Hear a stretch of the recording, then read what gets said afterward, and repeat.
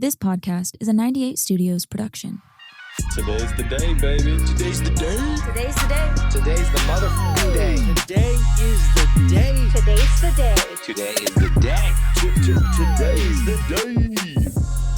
What up, everybody? Welcome back to Today's the Day with Zack Anderson. I'm stoked to dive into it. I want to talk about a couple stories and a couple lessons that I've learned, and then a really big focus for my life right now. But I want to go back and give you guys an idea as to why this is such an important principle to me and such an important practice for me right now. And it's a compilation of a lot of lessons I've learned over a lot of years in the industry that I'm in, with the leaders that I've had and the mentors that I've had in my life. But I want to give you an idea or a glimpse into two different versions of me. There's a version of me, if you were to rewind 6-7 years ago, there's a version of me where I wasn't earning an insane amount of money. I was on the come up. I hadn't done an insane amount in the industry that I'm in, but I was good. My third year, I was becoming one of the better reps at the company. I was starting to make professional money, but I hadn't really accomplished a whole lot. And I remember at those times, a couple things. I would write down some goals. I would write down these big, audacious, scary goals that terrified me that I hadn't accomplished really any of yet. But in that moment, along with all of the struggles and me getting my ass kicked and me getting a lot of rejection and me failing and me not doing this job as big as other people were doing it, I felt so incredibly empowered and fulfilled and excited about my future. And that's the best feeling ever. If you've ever experienced that, it's the best feeling ever. And then if you fast forward a few more years down the road, another version of me, I had accomplished way more. I had earned way more money. I was doing way bigger things. I had a way bigger name for myself. I was building a legacy. And a lot of the big, crazy, audacious goals that I had thought of 3 years prior and written down, I was actually accomplishing. And strange enough, like the first version of me felt these emotions of real fulfillment and excitement and just like elixir. I don't even know, excited to wake up and go and dominate.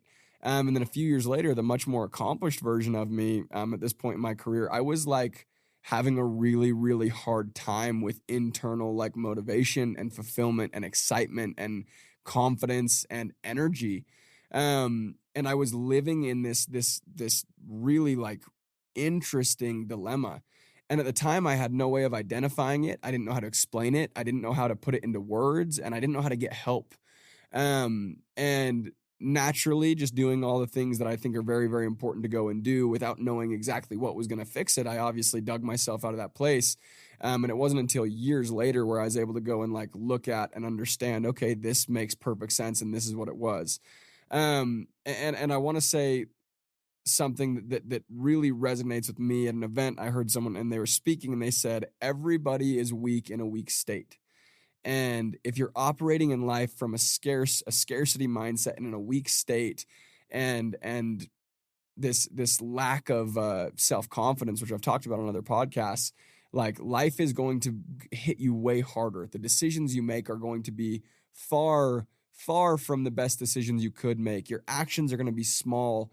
Your results are going to be dismal. It's not going to be a fulfilling, exciting, energetic, growth-filled life. And as I experienced both of these, I hit a really weird dilemma where I'm like, dude, what the hell's the difference? How was it at one point when I was 22 years old or 21 years old, just thriving, where objectively, if you just look at the facts, I was actually in a much worse situation at that point, but my emotions were so much better. My excitement, my energy, everything, like I was saying. And I didn't really know how to put it into words. And I think this is how I would go and say, I think the first version of me that was excited, I was living in faith, excitement, and absolute certainty in what I was doing. And in the second version of me or example of myself, I was living in complete fear and scarcity and lack. And as I go and I like think back on this and I look at this, I've really tried to go figure out, because although my life was going better, quote unquote, in the second scenario, I wasn't feeling better. I wasn't feeling more excited. And ultimately, like, that's kind of the whole purpose. Like, your life is the way you perceive it. And the life that you live in, your reality, is what you perceive of the life you currently live. And I know that's really hard when circumstances aren't what you want them to be. But really, ultimately, it's like you can go find the happiest people on the planet in circumstances that are mind-blowingly hard. And you can also find really, really miserable people that are dominating in every aspect of life when you look at it and think about it. And that's really interesting to me. And I think for me, in my experience, it was the difference between living in complete fear and living in complete certainty. And I think fear is one of those things. Everyone's heard the really cliche quotes, right? Fear and doubt kill more dreams than failure ever will, or whatever. There's a million of those quotes, and the most cliche things typically actually have the most amount of truth behind them. And I've written down a few things. I brought my journal. I've written down a few things in my journal that are like a kind of like I live by them. And one of them is fear equals death, fear equals failure, fear equals weakness, and courage is the cure. And it's really interesting. And as I think about it, I think courage is one of the most important, I guess, traits you could go and have, or muscles you could go and strengthen, which is just being terrified of doing something and doing it anyways. And for me, in the moments when I'm operating from a place of courage, I feel like I can run the world. I feel like I'm going to take over. I feel like I'm going to dominate. And when I'm operating from a place of scarcity and fear, I really have a hard time. And Tony Robbins teaches this principle, and it's 5 keys to get out of fear. And as I was on the up and up, and I've been going to these events and trying to learn and everything, and I went to this event, and when Tony said the 5 keys to get out of fear, it like hit me like a ton of bricks. And I was like, holy shit, that's exactly what I was doing when I was 21 years old. That's exactly what I stopped doing when I was 24 years old, or whatever the time frame was, right? And I realized it's not like a question mark. Nothing is a question mark. It's not am I going to live in scarcity? It's like, okay, are you doing the things that are going to give you a scarcity mindset, or are you doing the things that are going to give you abundant mindset? And are you doing the things that are going to make you courageous, or are you doing the things that are going to make you fearful? And it's not that complex, but no one teaches this growing up. I never learned this in high school. I never learned this in my 1 year of college. I never learned this from people. Where I really learned it the first time, before being able to put it into words, how I'm going to go explain it to you guys, was just by role models, like by having an example in Casey and other people in my life, watching how they operate and what they do, and recognizing the patterns that they have. It's like, okay, this guy goes to the gym every day. He reads, he studies, he works his ass off, and look how beautiful his life is. Got it. And then I had, whether it be role models in a different way, or friends that got out of high school sooner than I did. And it's like, okay, these guys, like, they really kind of don't have direction. They don't set goals. They don't really do a whole lot. And their life has kind of plateaued. And it's like, identifying that there's these different habits and rituals provide different results for life. And that was the first place I quantified it. But these 5 keys to get out of fear, I've realized the happiest times, the most fulfilling times, the times when I'm dominating, and the times when I just feel really, really good walking into any room, is when I am nailing these 5 things and remembering them and being conscious of them. So I'm going to teach them to you. The first key to live a life free of fear or full of courage, either one, is feed your mind daily. And what that means is take 30 minutes a day, literally 30 minutes a day, to feed your mind, whether it's reading a book, whether it's listening to a podcast. And I would challenge you, and I would say that this, like the motivational reels and the shorts, those don't count as feeding your mind. Like, that's just a quick dopamine hit. There might be a really, really like catchy one-liner in it, which is great. And I appreciate you guys that watch my reels and listen to the one-liners. They're great. But ultimately, that's to try and get you to go and listen to the longer episodes. So go take 30 minutes to listen to a real podcast, read a real book. And if you don't know where to start, this is my challenge.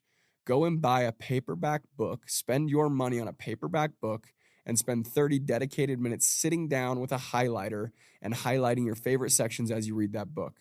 If you want book recommendations, I can give you 1 million. Just DM the Instagram page. I can give you 1 million. Or you can just go find a book that's interesting to you and speaks to you. But go spend 30 minutes a day feeding your mind every single day. Don't miss it. And I think that's super important. Number 2 is feed, strengthen, stretch, and train your body. And this is one where I when I look back in moments that I'm like not doing my best in life, it's when I forget this piece. And if you can't tell from podcast episodes, I'm not some crazy gym guru that's just shredded and I'm a massive weightlifter. No, but I have activities that I absolutely love, including lifting weights, including jujitsu, including yoga, that when I'm on a consistent basis pushing my body, I'm so much better equipped to handle things that come at me. And although I might still be fearful, I'm way more courageous when I'm building my body up. And at the end of the day, I've really gained a respect for my health and my body over the last couple of years, especially. Like, you only get one body. Take care of it, push it, and really get the most you possibly can out of it. You only get one of them. So that's number 2. Number 3 is to find a role model.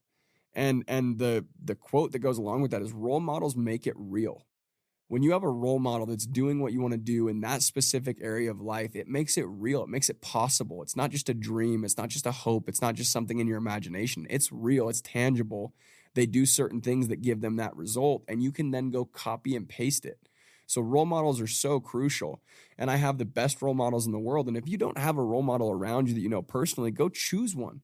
Go find someone that inspires you. Go find someone on YouTube that inspires you. Go find someone who's an author of a book that inspires you, and choose for them to be your role model. And the other thing is role models can be role models in every different area of life. You can have a role model for what you want to be like as a husband at home. You can have a role model for what you want to be like in business. You can have a role model for what you want to be like athletically. And go find role models, because they make things real. So that's number 3. Number 4 is one of the most important ones, and it's simple. It's proximity is power. And it's like the most simple, most duh thing. And all of you guys have heard your parents say the 5 people you hang around is who you become. And I know that's a really silly, again, very cliche saying, but it's so damn true. Go get yourself around people that are the way you want to be, and go be around people that make you uncomfortable to be in the room with them. If you have the opportunity to go sit around and be around and learn from and take someone to lunch and be in proximity with people that are giants in your space or your world or your geographical location, I don't care. Go get in proximity with them. It's more valuable than you could ever realize. If you have any opportunity to go do them a favor, whatever, just to be around them, do it. If the way you do that is asking them to go to lunch with you so you can interview them, do it. If you have no one around you at all, go get in proximity through books, podcasts, videos, etc. You can choose your role models. You can choose your proximity today better than you've ever been able to in the past. But that would be my challenge, is understand the importance of proximity. And on the flip side of that, it's if you are around people that are dragging you down or holding you back or not inspiring you or demotivating you or just negative people, be very, very aware of that. Proximity is power for the better, and proximity is power for the worse. So understand the power in proximity and be very intentional with your proximity and who you're in proximity with. And then number 5 is give more than you expect to receive always. Provide more value than you expect to get back always. And I think that's like the biggest secret to help you live in abundance and avoid a scarcity mindset and avoid fear, is just to always go into everything wanting to provide more value than you take out of it. Whether that's in your workplace, wanting to provide more value than you get paid for, whether that's in relationships, wanting to provide more value to all the friends than you expect them to give you back, whether that's in your relationship, wanting to be the best significant other you possibly can with no expectations in return. And I think that's kind of the secret to number 5, is you can't expect things in return. When you go and decide to give, and to give your time, your money, your resources, your energy, you just cannot do that with the expectation of receiving. But I've never seen somebody who is giving and open and lives with this abundance mindset that doesn't get it back tenfold. And that's just from my experience and a lot of other people. So as I sat back and I thought about and realized these 5 keys are so crucial, it's like a recommitment for me to go and live these 5 keys. So I'll go over them one more time really quick. Number 1 is feed your mind daily. Number 2 is feed, strengthen, and train your body. Number 3 is find a role model, because role models make it real. Number 4 is proximity is power. And number 5 is give more than you expect to receive in all things. And that would be what I would challenge. I think anyone, no matter how well you're doing, no matter how much you're struggling or how much you're crushing or any of it, if you choose to go and live those 5 principles every single day, you'll only see exponential increase in your quality of life, regardless of where you're at. So whether you're dominating your space or whether you're getting your ass kicked, My challenge is to go and put your focus on those 5 things. And I've realized when I'm living in alignment and I'm putting my effort and my intentionality to those 5 things, I feel really good. I dominate, and life is just really, really enjoyable.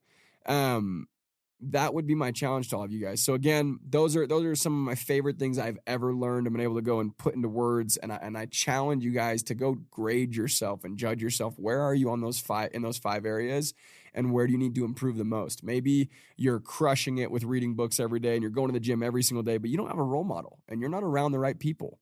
Right? And you really live scarce. You don't ever give when you have the chance to give. And you always expect to get more out of things than you're willing to put into them. Or you even want it just to be an even trade-off, which it probably won't be, and you shouldn't expect it to be. So go grade yourself and figure out where you need improvement, and then go and improve in those areas. I'm really, really curious how that goes for you guys. Any feedback that you have, please throw it in the comments, throw it in the DMs on the Instagram, whatever it may be. And as always, thank you guys for listening. Until next time, much love.